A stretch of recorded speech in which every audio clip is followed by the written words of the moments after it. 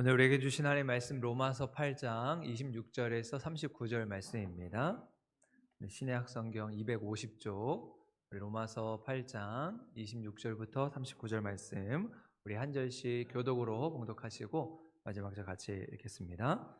제가 먼저 읽겠습니다. 이와 같이 성령도 우리의 연약함을 도우시나니 우리는 마땅히 기도할 바를 알지 못하나 오직 성령이 말할 수 없는 탄식으로 우리를 위하여 친히 간구하시느니라.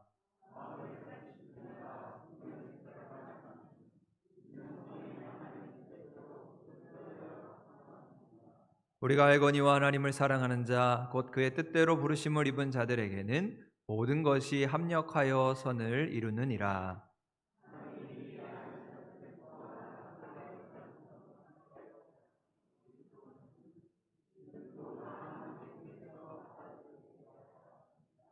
또 미리 정하신 그들을 또한 부르시고 부르신 그들을 또한 의롭다 하시고 의롭다 하신 그들을 또한 영화롭게 하셨느니라.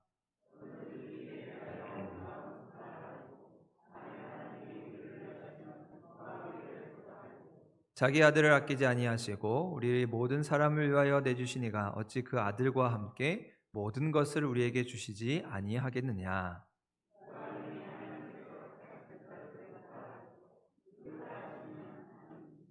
누가 정죄하리요 죽으실 뿐 아니라 다시 살아나신 이는 그리스도 예수시니 그는 하나님 우편에 계신 자요 우리를 위하여 간구하시는 자시니라.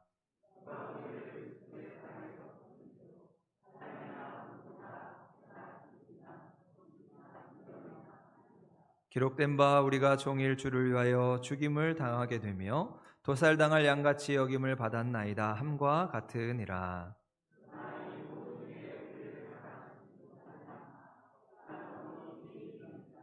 내가 확신하노니 사망이나 생명이나 천사들이나 권세자들이나 현재일이나 장래일이나 능력이나 높음이나 깊음이나 피조물이라도 우리를 우리 주 그리스도 예수 안에 있는 하나님의 사랑에서 끊을 수 없으리라. 아멘. 그리고 권사님 기도해 주신 대로 우리 2024년 한 달이 훌쩍 지나고 또 새로운 한 달을 맞이하게 됐습니다. 2월 첫째 주일로 지키면서 또 오늘이 절기상으로 입춘이라고 하더라고요. 아직은 날씨가 쌀쌀한 감이 조금 있지만 그래도 우리 바람과 날씨가 확연하게 달라진 것을 느끼게 됩니다. 오늘 우리의 삶에도 이렇게 따스한 봄바람이 불어와서 하나님의 풍성하신 은혜로 날마다 하나님의 은혜를 경험하며 살아가는 우리 복된 성도의 삶 될 수 있기를 소망합니다. 우리 오늘은 넉넉히 이기는 신앙이라는 주제를 가지고 올 한 해 우리가 말씀과 기도를 어떻게 거룩해 줄 것인가, 우리 로마서의 말씀을 통해서 이 복음의 진리와 또 하나님의 은혜를 함께 나누고자 합니다. 로마서라고 하는 책은 성경의 많은 책 중에서 참 어려운 책으로 알려져 있습니다.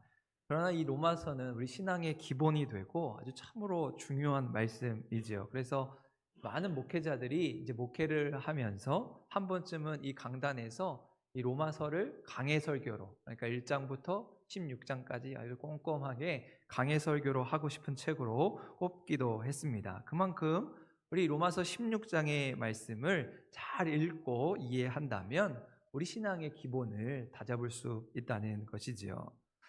그런데 가만히 보면 중요한 것은 꼭 어려운 법인 것 같습니다. 이 로마서는 참 중요하지만 읽기가 그렇게 수월한 책은 또 아니라는 것이지요. 그런데 또 반대로 생각해 보면 가장 기본적인 것이기에 너무 깊이 있게 다루지 않고 이 중요한 것만을 이렇게 짚고 넘어가면 우리가 1등은 못해도 패스는 할 수 있다라는 생각을 해보게 됩니다. 제가 학교 다닐 때 공부를 해보니까 이 과목을 내가 열심히 공부해서 A+를 받겠다, 100점을 맞겠다 이렇게 마음을 먹으면 그때부터 스트레스를 받습니다. 내가 그 공부하는 게 힘들어지고 어려워지는 것이지요. 그런데 내가 이 과목에서 중요한 건 요점만 잡고 내가 이 과목을 이번에는 좀 패스만 해야겠다 이렇게 마음을 먹으면 오히려 그 과목을 배우는 것이 즐겁고 오히려 유익하게 되는 것을 보게 됐습니다. 그럼 이 시간 우리도 이 로마서의 말씀을 오늘 함께 나누면서 내가 1등 하겠다, 내가 이걸 다 이해하겠다 마음 먹지 않고 이제 패스 정도 하겠다는 마음으로 조금 더 편안하고 또 재미있게 유익하게 말씀을 나누면서 또 하나님께서 우리에게 들려주시는 음성에 귀 기울이는 시간 될 수 있기를 바랍니다. 아마도 우리 로마서를 많이 읽고 공부하신 분들은 잘 아시겠지만 로마서는 크게 두 부분으로 나누어지게 됩니다. 먼저는 1장부터 11장까지의 말씀이고 뒷부분 12장부터 우리 16장까지 두 부분으로 나누게 됩니다. 그리고 이제 앞부분 1장부터 11장까지는 신앙의 교리되는 부분, 신앙이란 무엇인가라고 하는 것들을 열심히 설명합니다. 신앙의 원리와 기본에 대해서 우리에게 가르쳐 주는 것이지요. 그리고 이어지는 뒷부분 로마서 12장부터 16장까지는 그렇다면 우리가 그 신앙을 가지고 어떻게 살아갈 것인가, 어떻게 살아가는 것이 하나님이 기뻐하시는 삶인가 실천적인 부분을 설명해 주고 있습니다. 그러면서 오늘 저희가 로마서 8장의 우리 뒷부분의 말씀을 함께 읽었는데요.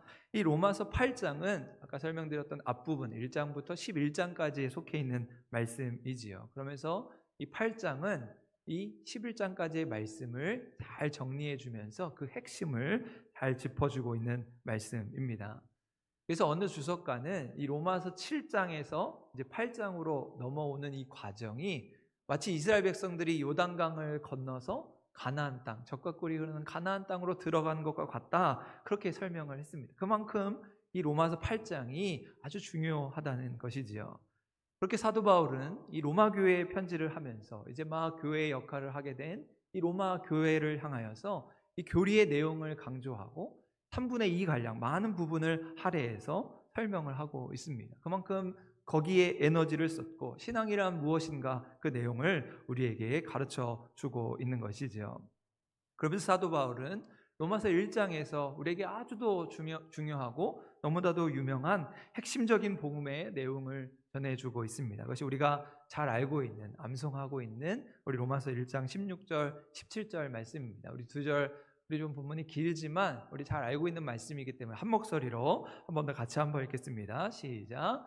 내가 복음을 부끄러워하지 아니하노니 이 복음은 모든 믿는 자에게 구원을 주시는 하나님의 능력이 됨이라. 먼저는 유대인에게요 그리고 헬라인에게로다. 복음에는 하나님의 의가 나타나서 믿음으로 믿음에 이르게 하나니 기록된 바 오직 의인은 믿음으로 말미암아 살리라 함과 같으니라. 아멘. 복음이 무엇인가를 아주 정확하게 설명해 주는 아주 귀한 말씀이지요.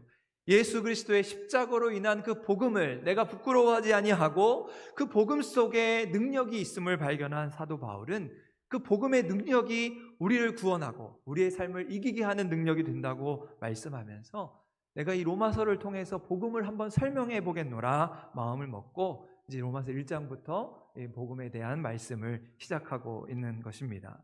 그리고 사도 바울은 그런 복음에 대한 교리를 조금 더 구체적으로 자세하게 설명해 가고 있습니다. 그런데 그러한 특별한 교리의 내용 중에서 이 사도 바울은 우리가 가지고 있는 죄의 문제를 아주 중요하게 다루고 있습니다. 그러니까 이 로마서 8장에 오기까지 이 로마서에서 가장 중점적으로 다루고 있는 문제가 바로 죄의 문제라는 것이지요. 그래서 로마서 1장에서는 유대인의 죄를 다루고 있습니다. 유대인들이 어떤 죄를 지었는가.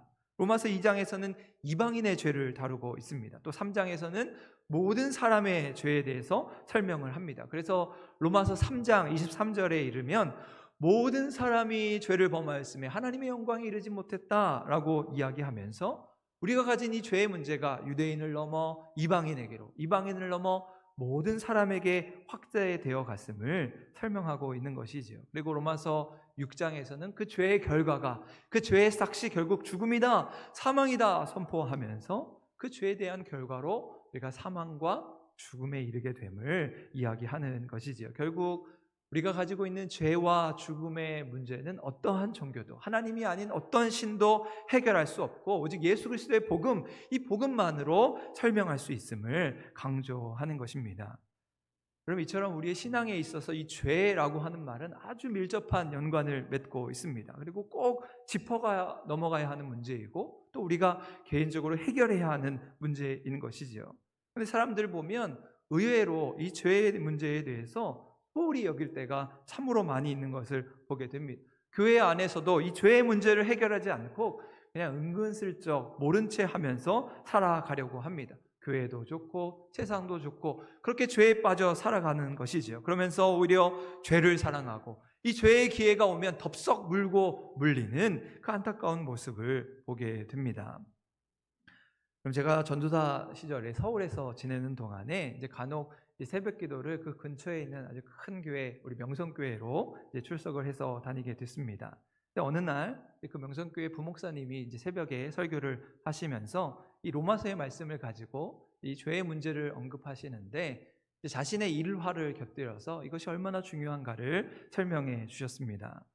이제 그 목사님은 이제 교회가 크다 보니까 제가 저 끝에 앉았는데 멀리서 봐도 덩치가 저는 날씬하잖아요. 근데 그 목사님 덩치가 어마어마하더라고요. 살이 곳곳이 풍성풍성하신 그런 목사님이셨습니다. 그런데 이제 그 목사님이 이제 이 교회를 아무래도 목회자다 보니까 한 교회에 있지 못하고 이렇게 교회를 옮기는 과정에서 참 힘든 일을 겪게 되셨다고 합니다. 그래서 이제 교회를 임지를 옮겨야 되는 그런 상황에서 자신이 지금까지 한 번도 해보지 않았던 금식 기도를 해야겠다, 그렇게 마음을 먹이신 것입니다. 목사님 덩치도 덩치셨지만 지금까지 살면서 끼니를 걸러본 적이 한 번도 없었는데 내가 금식 기도를 한다는 건 엄청난 결단이다, 그렇게 이야기하시면서 당시의 상황이 너무나 다급해서 그런 결정을 하고는 자신이 생각할 때 하루 정도는 안 되겠다, 한 3일 정도 금식을 하면서 기도해야겠다. 그리고 아무래도 이제 집에서 기도하다 보면 여러 가지 유혹이 있고 힘드니까 내가 기도원에 들어가서 금식하면서 기도를 해야겠다 마음을 먹고 이제 기도원에 가는 버스에 올랐습니다. 근데 버스 터미널에서 내려서 보니까 이제 그 기도원으로 올라가는 길이 그 동네 조그만 시장을 이렇게 통과해야만 되는 길이었습니다. 근데 목사님이 금식 기도하기로 했으니까 아침도 안 먹고 버스에 내려서 배가 고픈 참이었는데 시장의 아주머님들이 아침 일찍부터 자판을 열고 순대도 삶고 오뎅도 끓이고 떡볶이도 볶는 그런 냄새가 이제 목사님의 코를 자극한 것입니다. 그러면서 목사님 마음에 그래, 아직 기도원에 올라간 것은 아니니까 순대랑 떡볶이 조금만 먹고 기도원에 올라가서부터 열심히 기도하면 되지라고 생각을 하고는 이제 순대랑 떡볶이를 1인분 시켜서 맛있게 먹고 기도원에 올라갔습니다. 이제 배도 부르고 산속의 분위기도 좋고 이제 개인 기도실에 올라가서 열심히 기도하면서 하나님께 부르짖었습니다. 자기가 가지고 있는 그 문제를 가지고 하나님 앞에 간절한 마음으로 그렇게 기도하니까 한두 시간이 훌쩍 지난 것이죠. 근데 그 순간에 저 밑에 본관 건물 외벽 스피커에서 방송하는 소리가 들렸습니다. 이제 기도하는 중에도 아주 희미하게 들리는 그 방송에 귀를 기울여 보니까 점심시간을 안내하는 방송이었어요. 12시 점심시간이 되었으니까 식당으로 식사하러 오시라는 방송이었습니다. 목사님이 분명 금식 기도하러 기도원에 올라오셨는데 이 밥을 먹으라고 하는 방송을 듣자마자 목사님의 마음이 흔들리는 것입니다. 분명 먹으면 안 되는 줄 알면서 머릿속에 식사하러 오세요, 식사하러 오세요라는 방송 소리가 떠나지 않는 것입니다. 그러면서 아무리 기도를 하려고 해도 집중이 안 되는 것이에요. 그래서 목사님 생각하기에 내가 기도하면서 이렇게 방해를 받을 바에야 차라리 밥을 먹고 힘을 내서 기도하는 게 낫겠다, 그렇게 생각을 하고는 식당에 가서 또 맛있게 밥을 먹고 이제 힘을 내서 오후 시간에 열심히 뜨겁게 기도했습니다. 그런데 문제는 5시가 되니까 또 띵동 하면서 저녁 시간을 알리는 방송을 하는 것입니다. 목사님 고민합니다. 어떻게 할까? 밥을 먹지 않고 금식하면서 계속 기도해야 하나? 아니면 아이고 점심도 먹었는데 저녁까지 먹고 힘을 내서 기도해야 하나? 이 두 가지 생각이 계속해서 머릿속을 맴돌았습니다. 그때 사탄의 속임이 목사님의 귀에 들립니다.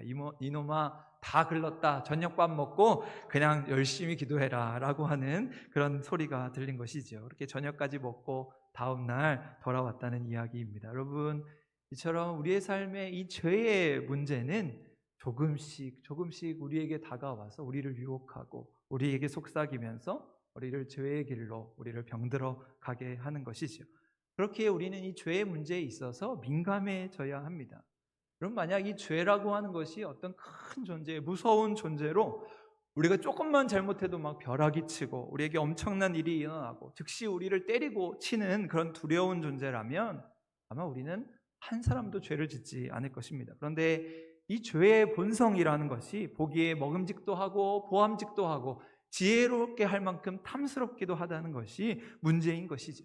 그 죄의 유혹이 너무나도 달콤하고 탐스러워서 나도 모르게 선악과를 한 입 베어 물고 나면 그만 그 죄의 늪에 빠지고 만다는 것입니다. 그렇게 우리는 이 죄의 문제와 끊임없이 씨름하고 끝까지 포기하지 않고 싸울 때 그 속에서 우리에게 승리를 주시는, 우리로 이기게 하시는 하나님을 만나게 되는 것이지요. 그리고 사도 바울은 로마서의 말씀에서 바로 이 죄로부터의 자유, 우리가 이 죄로부터 어떻게 이기고 나아갈 것인가, 참되고 온전한 자유에 대해서 말씀하고 있습니다. 우리로 하여금 그 하나님과의 관계를 단절시키는 이 죄의 문제에 대해서 올바로 깨닫고 무엇이 진정 하나님과의 관계 속에서 필요한 것인지를 설명해 주고 있는 것이지요. 그래서 다윗의 삶을 보면 다윗은 밧세바를 범하는 그런 큰 죄를 짓고 나서 나중에 하나님 앞에 철저하게 자신의 삶을 회개하면서 하나님 앞에 서게 됩니다. 그냥 한 것이 아니라 그의 침상이 다 눈물에 젖을 정도로 간절하게 처절하게 그가 가진 그 죄의 문제와 씨름했던 것을 보게 됩니다. 그래서 시편 51편에 보면 그의 죄를 이렇게 고백하죠. 하나님이여 내 죄악을 지워주소서. 나의 죄악을 말갛게 씻기시며 나의 죄를 깨끗이 죄하소서. 나는 죄가를 아오니 내 죄가 항상 내 앞에 있나이다. 하나님이여 내 속에 정한 마음 창조하시고 내 안에 정직한 영을 새롭게 하소서. 간절한 마음으로 처절하게 그의 죄를 가지고 씨름했던 것을 보게 됩니다. 그럼 다윗뿐만 아니라 우리에게 너무나도 유명한 윤동주 시인도 그러했던 것 같습니다. 그가 노래했던 서시의 내용을 보면 하늘을 우러러 한 점 부끄러움 없기를 잎새에 이는 바람에도 나는 괴로워했다, 그렇게 노래하고 있습니다. 윤동주 시인의 소원은 하늘을 우러러 하나님 보시기에 한 점 부끄러움이 없는 삶이었던 것이죠. 그러나 그도 사람이었기에 마음이 흔들리고 잘못된 길로 가고 있을 때 그 흔들리는 마음으로 그는 괴로워했던 것입니다. 그리고 그 마음이 얼마나 예민하고 민감했는지 그 괴로워하는 마음을 잎새에 이는 바람이라 노래하고 있습니다. 여러분, 우리도 하나님과의 관계 속에서 이렇게 예민하고 민감했으면 좋겠습니다. 이 죄의 문제에서만큼은 하나님과의 관계에 있어서 때로는 다윗처럼 윤동주 시인처럼 민감하게 반응해서 순결하고 거룩한 삶을 살아갈 수 있는 우리 모든 성도의 삶이 될 수 있기를 간절히 소망합니다. 그렇다면 사도 바울은 오늘 로마서 8장의 말씀에서 과연 이 죄의 문제에 대해서 어떤 답을 주고 있는 것일까? 그것이 오늘 우리 8장 1절과 2절, 오늘 우리가 읽지는 않았지만 우리 제일 8장을 시작하는 말씀에 나오고 있습니다. 우리 2절 말씀 화면을 보시고 같이 한번 읽겠습니다. 시작. 그러므로 이제 그리스도 예수 안에 있는 자에게는 결코 정죄함이 없나니 이는 그리스도 예수 안에 있는 생명의 성령의 법이 죄와 사망의 법에서 너를 해방하였음이라. 아멘. 여러분, 이 말씀은 저희가 주일 예배 때마다 참회의 기도를 드리면서 사제의 선으로 선포하는 말씀이지요. 이 말씀은 오직 예수님을 통해서 우리가 성령의 능력을 가지고 이 죄와의 싸움에서 이길 수 있다고 선언하는 것입니다. 내 능력으로는 사망의 몸에서 벗어날 길이 없지만 내 속에 성령께서 충만히 역사하시면 우리가 이 모든 싸움에서 이길 수 있다고 선언하고 있는 것입니다. 결국 이 죄의 법과 계속해서 싸워오는 그 하나님의 법이 오늘 8장에서 생명의 성령의 법으로 표현되고 있습니다. 8장에서 복음을 설명하면서 특별히 이 죄의 문제를 해결하기 위해서는 반드시 성령의 존재가 있어야, 성령의 도우심이 있어야 함을 이야기하는 것이죠. 그래서 사도 바울은 이 로마서 8장의 말씀에서 그동안 언급했던 이 죄의 문제, 당신은 죄인입니다, 우리 모두는 죄인입니다 라고 했던 그 죄의 문제에 종지부를 찍고 있습니다. 결국 우리는 성령을 통하여서 하나님을 알 수 있게 되고 성령을 통하여서 하나님과의 관계를 회복하며 성령께서 우리의 삶과 생각을 주정하는 하나의 법이 되었음을 설명하는 것입니다. 그래서 성령님은 죄로 인해서 늘 넘어지고 연약한 우리의 삶을 도우시고 우리를 강하게 하시고 미련함을 오히려 지혜롭게 하셔서 때로는 우리가 멸시받고 고난 중에 있을 때 그 속에서 하나님의 영광을 드러내게 하시는 분임을 말씀하고 있습니다. 그리고 그러한 성령의 역할을 오늘 우리가 함께 읽은 본문 26절에서 선포하고 있습니다. 우리 26절 말씀인데요, 한 번 더 같이 한번 읽겠습니다. 시작. 이와 같이 성령도 우리의 연약함을 도우시나니 우리는 마땅히 기도할 바를 알지 못하나 오직 성령이 말할 수 없는 탄식으로 우리를 위하여 친히 간구하시느니라. 아멘. 저는 이 성경 구절을 읽을 때마다 참 감동이 됩니다. 여러분, 여기서 말하는 연약함이 무엇이겠습니까? 우리가 죄로 인해 넘어지고 우리의 연약함으로 늘 쓰러질 때 우리가 당하는 그 고난과 관련되어 있음을 말하는 것이지요. 때로는 감당할 수 없을 것 같은 큰 고난과 죄로 인한 우리의 연약함으로 인해 스스로 무력해지고 좌절하고 마음이 무너지는 시간들을 보냈지만, 그때마다 주님께서 우리에게 성령을 보내셔서 연약함을 도우시고 나의 사정을 주님께 아뢰어 주시고 내 사정을 나보다 더 잘 아시는 성령님께서 이미 나를 도우시고 내 옆에서 나를 응원하고 있다는 사실인 것이지요. 그래서 사도 바울은 그토록 애타게 이 복음의 내용을 설명하면서 그 구원의 완성에 대한 소망을 우리에게 전해주고 있습니다. 물론 그 구원이라는 것이 당장 우리 눈앞에 보이는 것은 아니고 당장 우리에게 큰 이득을 가져다 주는 것은 아닐지라도 우리가 먼 훗날 최후에 얻을 그 구원, 부활하신 예수님처럼 그 영광스러운 소망의 순간을 잃지 않고 오늘 현재 매 순간 매 순간을 살아가야 한다고 말씀하는 것이죠. 그런 의미에서 우리 8장 18절 말씀에서 아주 중요한 말씀을 전하는데요, 우리 8장 18절 말씀 같이 한번 읽겠습니다. 시작. 생각하건대 현재의 고난은 장차 우리에게 나타날 영광과 비교할 수 없도다. 아멘.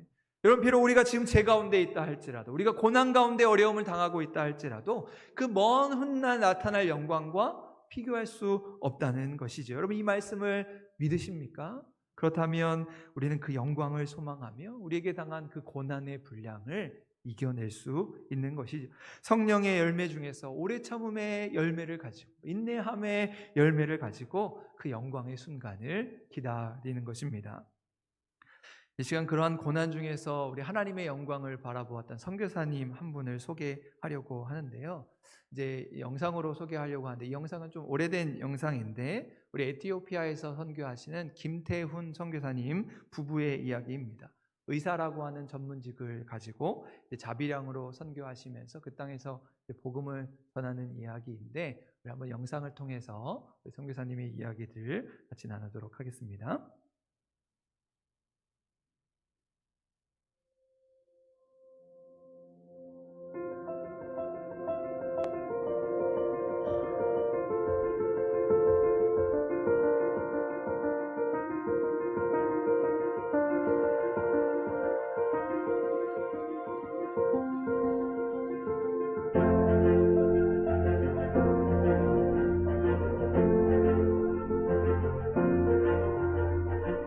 그때 분명한 음성이 저에게 들린 게 너가 내가 원하는 곳에 갈 수 있겠느냐는 음성이었어요. 그렇게 대답을 했죠. 기도같이.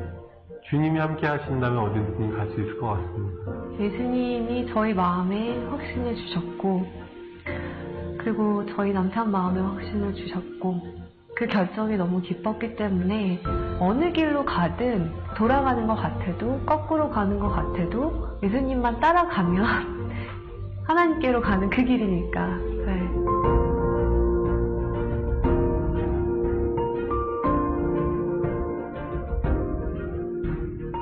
예수님이 떠나시고 나서 본인이 하셨던 일을 할 수 있는 제자들을 키우는 데 집중하셨던 것처럼 현지인 의사들과 직접 피부를 맞대고 그 사람들을 양육하고 제가 한 가지 진료를 할 수 있지만 그 진료를 할 수 있게 1명, 2명, 3명을 키울 수 있다면 그것이 더 맞는 길이 아닌가라고 저는 생각을 하고 있고 그렇게 지금도 확신하고 있어요.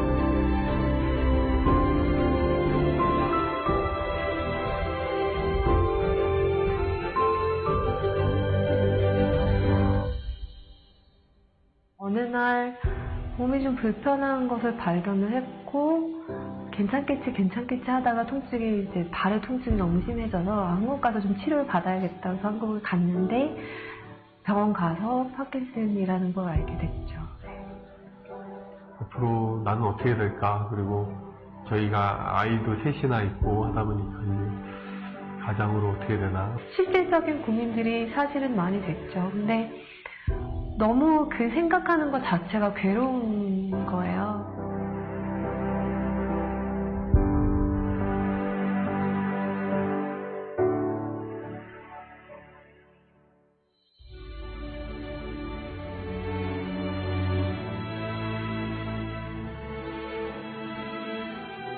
아침에 산책을 갔는데 소나기가 쏟아지는 거예요. 그래서 이 나무가 막 우거져 있는 곳이 있어서 너무 비가 갑자기 오니까 거기를 잠깐 들어갔었죠. 잘 됐다 하고 서 있는데 하나님이 주시는 말씀이 비가 쏟아진다고 집으로 가지 않아도 돼 라는 마음을 주시는 거예요. 그래서 갑작스런 그런 일을 당한다고 해서 돌아갈 필요 없고 그때 피할 수 있는 길을 내시는겠구나. 눈을 감고 기도를 하는데 하나님이 갑자기 환상을 보여주시는 거예요. 되게 천진난만한 표정으로 애기같이, 정말 애기처럼 예수님 품에 이렇게 안겨가지고 예수님이 어디론가 걸어가시는 환상을 보여주셨어요. 예수님 발에서는 피가 흐르고 있었고 저는 너무 행복하게 안겨서 가는 거죠. 그때 다시 알게 됐어요. 아, 성교가 내가 하는 게 아니었구나, 진짜로. 나는 그냥 예수님 품에 안겨있는 축복을 누리는 거고 그 힘든 길을 가는 거는 예수님이 가시는 거구나.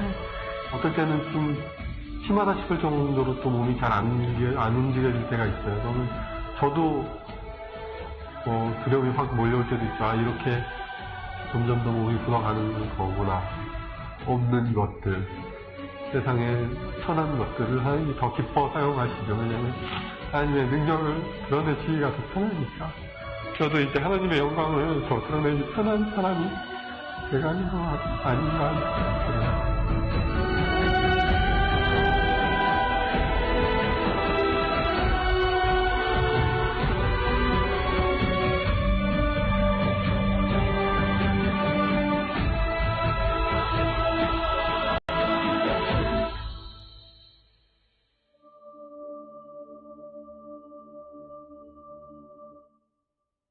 네, 우리 선교사님들의 이야기는 언제나 우리에게 큰 감동을 주는 것 같습니다. 코로나 이후에 지금은 이제 한국에 들어오셔서 이제 많은 사람들에게 자신의 삶을 간증하면서 말씀을 전하는 사역을 하고 계시는데요. 우리 영상에서 보신 것처럼 때로 우리의 삶이 결코 만만치 않아서 매 순간 우리는 무너집니다. 연약해 넘어집니다. 그러나 소망을 잃지 않는 것은 하나님이 우리를 홀로 내버려 두지 않으시고 그 연약함을 이길 수 있는 성령을 우리에게 보내주시는 것이죠. 그래서 우리의 삶은 혼자 걸어가는 인생이 아닌 성령님과 함께하는 삶을 깨닫는 것이 중요합니다. 그 말씀이 오늘 우리가 읽었던 28절에 나오는데요. 우리 28절 말씀 같이 한번 읽겠습니다. 시작. 우리가 알거니와 하나님을 사랑하는 자 곧 그의 뜻대로 부르심을 입은 자들에게는 모든 것이 합력하여 선을 이루느니라. 아멘. 우리 한 사람 한 사람 속에 내주하시는 그 성령님을 통하여 서로 합력하여서 성령님과 합력할 때 선을 이룬다고 말씀하고 있습니다. 그래서 이 말씀을 믿는 성도들은 결코 두려움이나 걱정에 빠지지 않는 것이죠. 왜냐하면 우리 앞에 비록 어려움과 환난이 있지만 모든 일을 지나고 보면 합력하여 선을 이루었다는 것을 알기 때문입니다. 그러면서 사도 바울은 이 모든 이야기의 마지막을 하나님의 사랑으로 결론 짓고 있습니다. 우리는 여전히 진노의 자식이고 죄의 자녀로 살아가고 있지만 그 하나님께서는 그러한 우리들 때문에 가슴 아파하시고 괴로워하시면서 자기의 아들까지 친히 내어주시면서 하나님의 일을 멈추지 않고 계속하시고 있음을 말씀하는 것이죠. 그래서 사도 바울은 그러한 이유를 하나님의 사랑으로밖에 설명할 수 없다는 것이죠. 우리를 위하여 하신 그 사랑, 그것밖에는 복음을 설명할 길이 없음을 말씀하고 있습니다.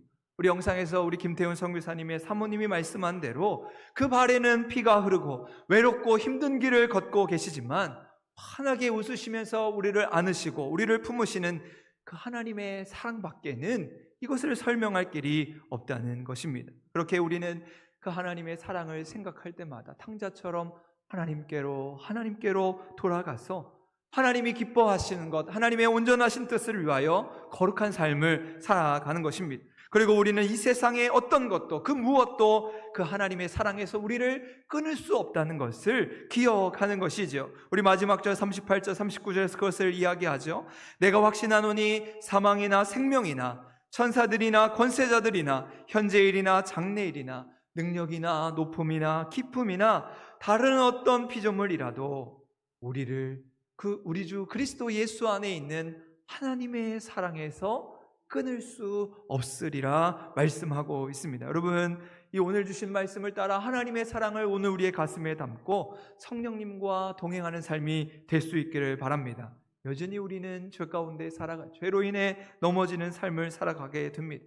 그래서 조금은 답답하고 앞이 보이지 않고 누군가 나를 이해해 주지 못하고 막막한 길을 걸어갈 때에 우리를 위하여 탄식하며 기도하시는 그 성령님을 의지해서 나를 둘러 업으시고 주의 품에 안으시며 그 험한 길 가시는 하나님의 사랑을 기억할 수 있는 우리 모두가 될 수 있기를 소망합니다.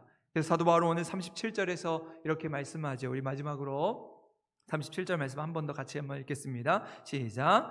그러나 이 모든 일에 우리를 사랑하시는 이로 말미암아 우리가 넉넉히 이기느니라. 아멘. 우리가 넉넉히 이긴다 말씀하고 있습니다. 우리가 하나님의 사랑을 믿는다면 이기지 못할 일이 없음을 말씀하는 것이죠. 오히려 강하고 담대한 마음을 가지고 어떤 어려움이 와도 어떤 시험이 찾아와도 넉넉히 너끈히 이겨낼 수 있는 우리 믿음의 성도 될 수 있기를 소망합니다. 하나님의 부르심 앞에 거룩한 성도로서 복음에 부끄럽지 않도록 성령 충만함과 하나님의 사랑을 가지고 우리의 삶을 이기게 하시는 올 한 해 말씀과 기도로 거룩해지는 우리 모든 한사랑교회 믿음의 성도 될 수 있기를 주님의 이름으로 간절히 축원